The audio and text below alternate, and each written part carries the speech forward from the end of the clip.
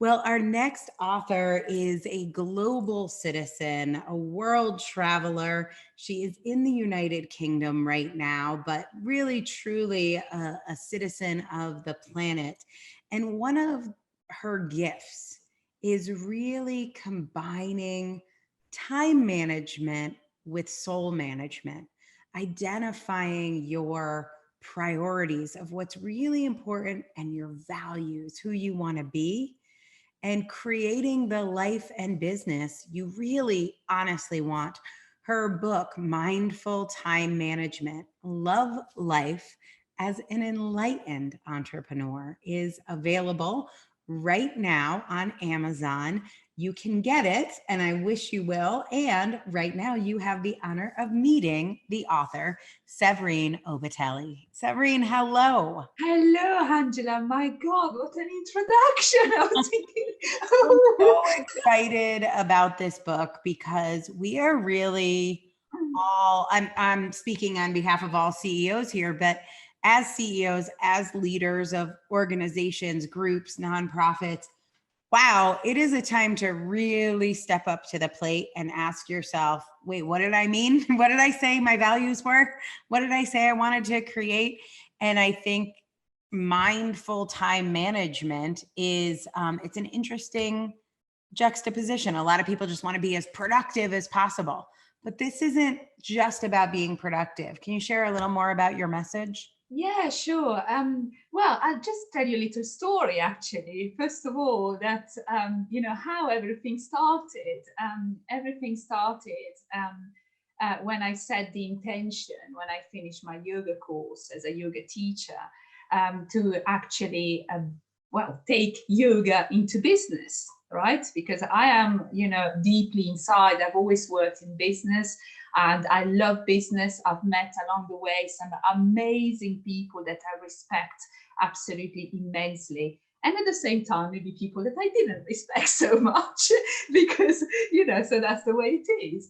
And when I did my yoga course, which was really powerful for me, I actually set this intention of thinking, well, I want to take into business this union, because yoga means union at the end, and this love and this flow and this kind of, well, call it philosophy, but this way of living, because at the end of the day yoga is a way of living that goes way beyond the mat, into business, because that's, business is necessary, business is beautiful, business is what makes things. We need to make things, we need to have factories, we need to, you have all the beautiful things that we have around, right?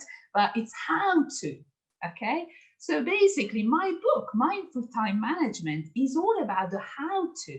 It's all about the vision, really, because, I talk a lot, when I talk about mindful time management, I don't necessarily give any sort of, great tips about how to just, juggle exactly, using tools, because I mean, most people are very good at that, especially, the type of people that for which I direct in my book are excellent at that. It's more maybe reflecting on actually on the quality of the time, so just reflecting on, for example, on the way that they think.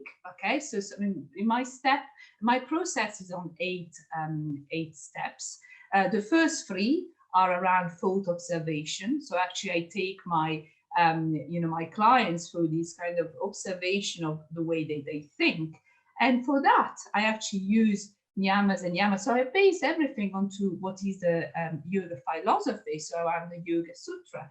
So it's just like a journey that I basically I take my client through, in which they go through their thoughts and then they drop into their heart and then they connect with their feelings and they connect as well with what it is, what it is really the daily sort of activity, because all of this seems like really up in the air, but it's kind of everything is what they live, and we discuss, the decision that are taken, and I just make them think. I like to just like boom, just create that little loops in their head, in which basically they boom have something maybe that makes them reflect. Yeah, like a little realization. Yeah, Right now, I think a lot of leaders who generally see themselves as productive or they have to get a lot done are feeling a little lost, a little overwhelmed. Maybe they want to sleep. Maybe they want to give up. Maybe they just feel like they're diffused. They're running around like a chicken with their head cut off. If you could give one tip to somebody who is in a leadership role and is scared or overwhelmed, is there anything you would say?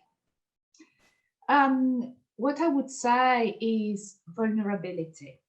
Mm, It's actually accepting, especially what I see in male roles, well, in male leadership, is actually putting a brave face in front of very harsh decisions, or just because being used to be in a certain way. I see people actually that are feeling very, very lost, but not necessarily they express that. So what is really my advice is to express it, to really express it well, not necessarily, it doesn't have to be with me, but just to ask for support. And when I mean support, it doesn't mean necessarily going and work with a coach, but it just means showing as well to, to the people that are around, maybe the struggle on what is happening, because that really allows to just, well, to create and connect more, with what is happening around. Because if the faster we do that, the faster we are able to actually turn the curve the other side. Because from the moment which we accept the situation, we are able to actually return and actually reconcentrate onto the vision. Because at the moment we go through as well quite a strong cleansing process, because being, going through this tough decision, staying home. A lot of people self-isolated, even CEOs. I mean, you are self-isolated as well. So it's kind of automatically we go into introspection. mm, So this introspection, if it's done and, let's say, directed and supported in the right way towards a vision, because the vision, of course, all CEOs have got a strong vision. It's a matter now of believing it. Believing it's something that can be done differently and that can be done better and that can be done, even around things that maybe were not possible before. It can be done now. It's about developing these creative skills that we all have, but they need to be nurtured. So yeah, that now nurture, maybe more than ever. yeah. If you are ready to nurture those creative skills, or maybe you feel like you don't have any choice but to nurture them, this book, Mindful Time Management, Love Life as an Enlightened Leader, is free today. It's free. It is on Amazon. You see the link on your screen. I so encourage you to get this and also share it with someone in your life. Maybe a spouse is a leader of a church or a nonprofit or a business, and they want to feel seen, they want to feel supported. So send this to your brother-in-law or your wife or somebody who you know is in a leadership role. Severine Obertelli, thank you so much for this book and for your work.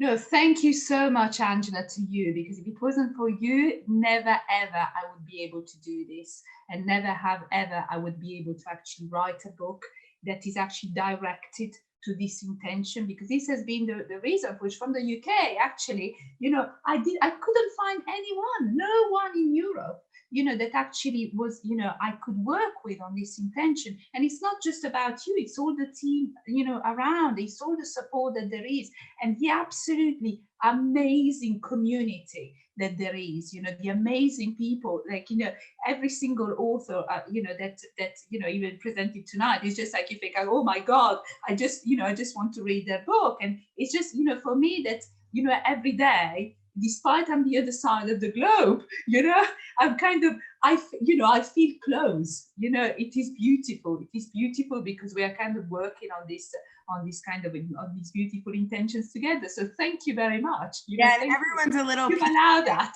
puzzle. So you are our European business piece of that puzzle, but it's a beautiful tapestry. So thank you for being part of it. Thank you.